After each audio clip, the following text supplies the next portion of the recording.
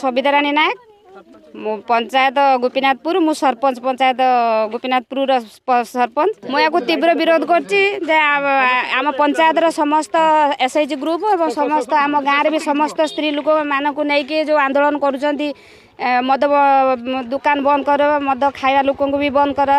से मुझे सांगर सहयोग करमी जदि जहाँ से चाहिए राजरास्तार बसवाई भी मुझे प्रस्तुत अच्छी तेणु मुझे तीव्र विरोध करम गाँव में जिनसा बंद कर पद्मिनी बराड़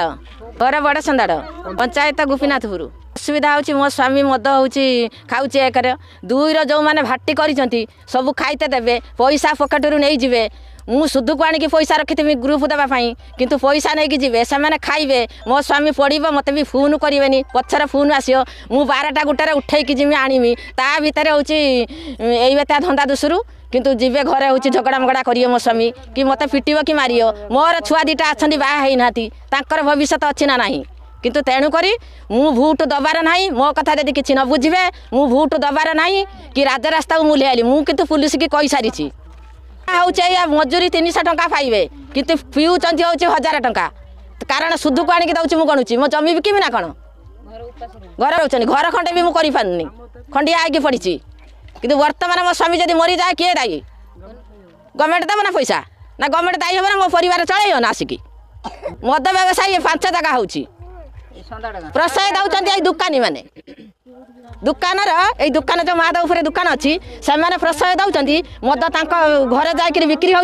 फिस्टी हो सब हो दुनिया यात्रा चलती किंतु मो स्वामी हूँ मद खाई पड़े मुझे कहमी अधिका मो स्वामी की मारिता अच्छा मद दौरान से मारिता आउे गाँ को थाना वाला को जनाई एक 2 आम सरपंच कि जनाई 3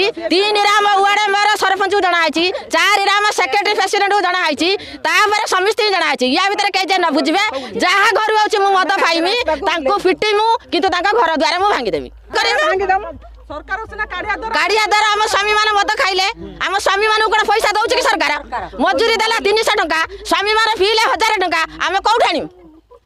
आम आने कौटी पैसा स्त्री मैंने मुझे जी मद भाटी करी खुली जी फिटमी प्लस हूँ घर द्वारा भांगी पूरा हूँ न्याय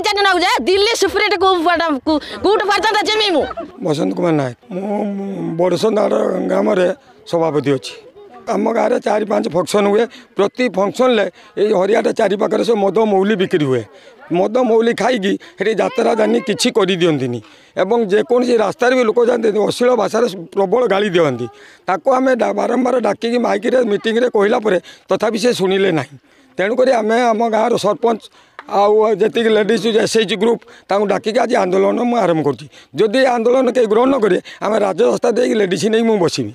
टी खाऊँ 300 टका मजूरी से मद खाई घर को जाऊना राति 10टा 11टा 12टा पर्यटन हरियाट पदार नाड़ुंट से आसिक स्त्री मैंने खोजिक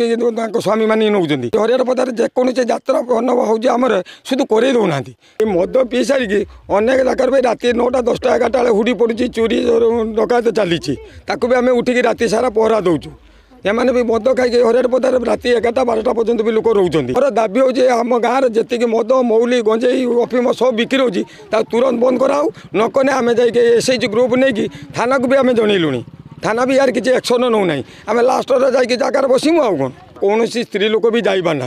अश्लील भाषा मत पी देकी भितर लगे अश्लील भाषा कहते कौन स्त्री लोक मंदिर को आसापी इच्छा करना स्कूल पाखे सब मद बोतल हरियाट पाखे सब मद मौली बोतल छुआ सब जा मद बोतल रुंडे नहीं जी मैंने देते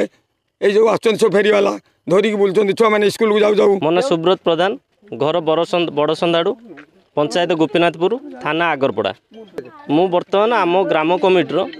संपादक पदर अच्छी ग्रामर अनेक स्त्री लोक मैंने आमको 2-4 थर 5 थर लिखित भाव भी अभियोग कर मद बंद करने आम गाँटी प्रकृत में उपांतर गाँ भद्रक जिलार शेष गाँ यहाँ तेणु ये बाबद आम भी लिखित भाव में एवं मौखिक भाव में थाना अधिकारी को बहुत थर जनईचु आम भी अनेक थर ए बाबद मीटिंग भी करूँ कौन प्रकार किसी परिवर्तन लोक भितर ना आउ ए गाँव 90 भाग लोक खटिकिया एवं गरीब श्रेणी अटंती तेणु ये मद व्यवसाय हवा द्वारा आमर असुविधा कौन सब होची ना छोट छोट छुआ मैंने ये मद बोतल स्कूल पाचेरी भीतर पड़ी ये हरियाट पदा आमर गोटे अच्छी गाँव मझे गोटे पदा माने प्रांगण अच्छी जोटा ठाकुर स्थान ତେଣୁ ସେଇ ବାଟ ଦେଇକି ସେଇ ସ୍କୁଲକୁ ସବୁ ପିଲା ଯାଉଥିବେ, ସେ ମଦ ଖାଇକି ରାତି 11ଟା 12ଟା ପର୍ଯ୍ୟନ୍ତ ଅଶ୍ଳୀଳ ଭାଷାରେ ଗାଳି ଗୁଲଜ କରୁଥିବେ, ସେଠୁ ମଦ ବୋତଲ ସଂଗ୍ରହ କରିକି ଛୁଆମାନେ ତାକୁ ନେଇକି ବିକ୍ରି କରୁଥିବେ ଫେରିବାଲାଙ୍କୁ। ତେଣୁ ଏ ବାବଦରେ ସେମାନେ ଶିଖୁଛନ୍ତି କ'ଣ? ଆଉ ଛୋଟଠୁ ହାଇସ୍କୁଲ ପଢ଼ୁଥିଲା ବେଳେ ପିଲା ବି ସେମାନେ ମଦ ଖାଉଛନ୍ତି। ତେଣୁ ଏସବୁ ବିଭିନ୍ନ ପ୍ରକାର ଅସୁବିଧା ଗାଁରେ ହେଉଛି। ତେଣୁ ଗାଁର ଅଶାନ୍ତି ଏବଂ ଚୋରି ଡକାୟତି ବିଭିନ୍ନ ପ୍ରକାର କଣ୍ଟିନ୍ୟୁଅସଲି ଏଇଟା ଗୋଟେ ଲାଗିକି ରହିଛି। ତେଣୁ ବାବଦରେ ଅଧିକାରୀମାନଙ୍କୁ ଜଣାଇଲା ପରେ ବି କୌଣସି ପରିବର୍ତ୍ତନ ନାହିଁ। ତେଣୁ ଆଜି ବାଧ୍ୟ ହୋଇକି ସ୍ତ୍ରୀ ଲୋକମାନେ ସେମାନେ ନିଜେ ହସ୍ତକ୍ଷେପ କରିକି ସବୁ ଜାଗାର ସମସ୍ତଙ୍କୁ କହିକି ଯେଉଁମାନେ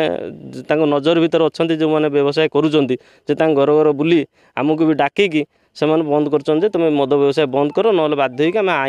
ଆଇନକୁ ହାତକୁ ନେବୁ ଆଉ ରାଜରାସ୍ତାକୁ ଓହ୍ଲାଇବୁ। ବର୍ତ୍ତମାନ ଦାବି ହେଉଛି ସରକାର ଏଥିପାଇଁ ସଚେତନ ହେଉ ଏବଂ ଏ ଗାଁକୁ ଟିକେ ଉପେକ୍ଷିତ ଗାଁ ହେଲେ ବି ତା ପ୍ରତି ଟିକେ ଦୃଷ୍ଟି ଆକର୍ଷଣ କରୁ, ନଜର କରୁ ଏବଂ